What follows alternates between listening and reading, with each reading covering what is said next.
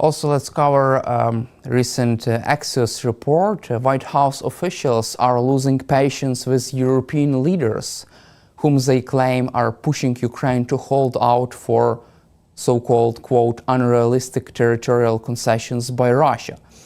What is your take on that, this another so-called friendly attitude from US administration to Europeans? Yeah, well, number one, this Ukrainian security is European security. As President Macron said a couple of weeks ago at the White House, he said, this is about Europe's security, not just Ukraine's security. So, of course, Europe has an interest in helping Ukraine stop Russia on different levels. But it also, when I read that told me that the White House is, of course, this administration is looking for excuses. Why that their attempt to negotiate an outcome has been a total failure for over 8 months now, or for almost 8 months, because their approach was doomed from the beginning, because they didn't care about or didn't understand the origin of the war. They don't know the history, the culture, the geography, and they are thinking in terms of a New York City real estate deal instead of, a global strategic security issue. And so now they're looking to blame somebody. And so the latest victim of their scapegoating is they're accusing Europe of pushing Ukraine to keep fighting. And that's the reason that the administration's approach is failing. The one person that they never, ever blame is Vladimir Putin. And so I hope that Europe will continue to invest in its own security by helping Ukraine. Also, a senior White House official told Axios that Trump is seriously considering stepping back from diplomatic efforts to end the war in Ukraine until one or both sides begin to show more flexibility. Quote, "We are going to sit back and watch. Let them fight out for a while and see what happens." What is your reaction to such so-called strategy? Yeah, well, of course, that's a strategy of avoiding blame for failure. They've never told Putin, get your soldiers out of Russia. They've never held Putin accountable for anything. They've threatened to do stuff. I think today was end of another 2 weeks when they were going to do things. Obviously, nothing's going to happen.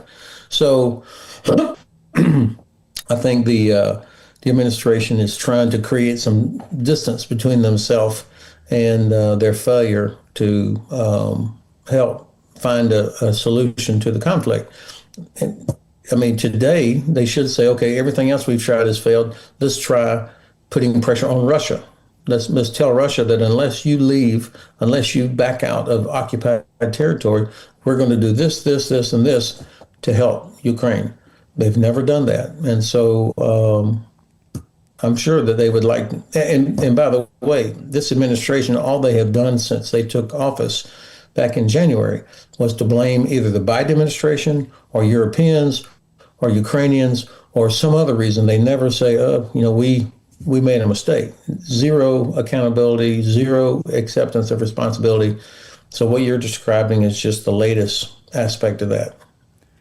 Do you think that the current Trump's administration just doesn't care about Ukraine?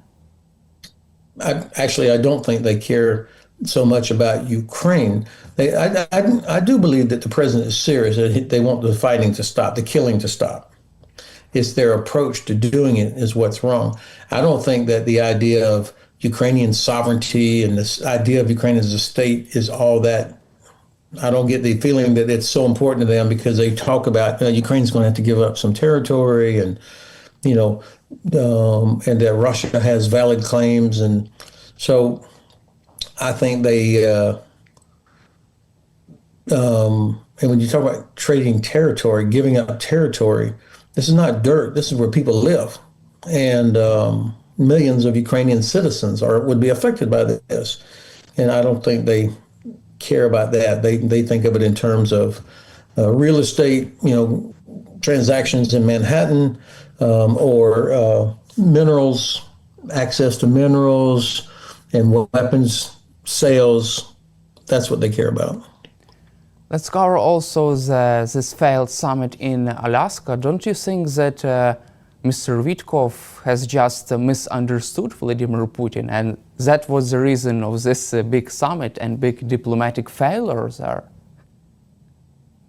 Well, Mr. Witkoff, of course, is a close personal friend of President Trump, but that does not qualify him to be an envoy, especially on such a difficult, complicated situation. Witkoff never had with him, he didn't do anything that you would expect, where you had your own State Department translators, briefings, all the things, and then you're going against the Russians, who of course are masters of negotiation and disinformation and twisting things around, and so it was he was the wrong person, absolutely the wrong person. So whether it was misunderstanding, which is certainly possible because of this failure to have legitimate government translators, but also just the idea you can sort of, well, we're the U.S. and we got a good deal, and that somehow this would be effective. Just absolute total amateur hour, and so that's a lot of the reason why we are where we are. And the Russians, of course, see all this. They have no respect for this administration, and they are pretty sure that Trump is not ever actually going to make them suffer any consequences for what they do. And so unless Europe can increase the pressure enough, the Russians are not going to feel the need to really change what they're doing or to stop doing what they're doing. The one thing that could happen, and I've been hoping it would, but so far I have been disappointed, is that my president, would finally get tired of being mocked by the Russians, of being disrespected by the Russians, and he would get angry and use this enormous amount of leverage he has over Russia. But so far, he has not been willing to do that, and I just don't see him changing. I hope I'm wrong on that, of course. Also, there is a big discussions on security guarantees for Ukraine. According to Financial Times, the US is ready to provide intelligence, surveillance, reconnaissance, command and control, and even back a no-fly zone in Ukraine in case of a ceasefire deal is reached. What is your take on this big debate, discussion on security guarantees and some kind of positive statements from President Trump about the US readiness to contribute to this effort? Well, I have no confidence that the Trump administration would actually do something substantial for a security guarantee. I wish they would. I wish we would be in the middle of it, that we would be providing air power, logistics, intelligence, everything that was needed, along with European allies, to help provide a deterrent. And this is what's been missing, Daniel, from this whole the conversation about security guarantees. What the hell is a security guarantee? The only guarantee of security is NATO membership, where an aggressor knows that if they attack Ukraine, then it's going to be as if they had attacked Germany, Poland, Finland, the United States, UK, Canada, on and on and on. And so that's as close as you can get to a guarantee against armed attack. And it's worked for almost 80 years. Now, short of that, what can we do to help Ukraine defend itself and to deter? That's what we're talking about now. Security guarantee means that Russia would stop attacking Ukraine. What would be required to do that? And I think it's a combination of things. Obviously, there's a lot that can be done economically before you put any troops on the ground anywhere. Using Russian frozen assets, stopping the export of Russian oil and gas, investing huge amounts of money into Ukraine's defense industry so that Ukraine becomes like Israel, that it can create everything it needs, almost everything it needs by itself. That would be one part. The second part, of course, would be something that helps protect cities from drone and missile strikes. And I think that we ought to be doing for Ukraine what we do for Israel, where we had U.S., British, French, Jordanian pilots flying in Israel to stop Iranian missiles from hitting Israeli cities. And we've done the same thing against the Houthis in the Red Sea. So why can't we do this to help Ukraine? Of course, if you put a pilot up in the sky, you have to, number one, be prepared to attack enemy air defense. We would never put a pilot up if we hadn't already didn't have the capability in place to destroy Russian air defense. So that means, any talk about air support, other than logistics and transport, where you have to be talking about suppression of enemy air defense, to include shooting Russian air defense inside of Russian-controlled parts of Ukraine or even inside Russia. And you also have to assume that a pilot eventually will be shot down. And so you have to be, are you prepared to go in and pick him or her up if they land inside Russian-controlled territory or inside Russia? These are things that have to be sorted out.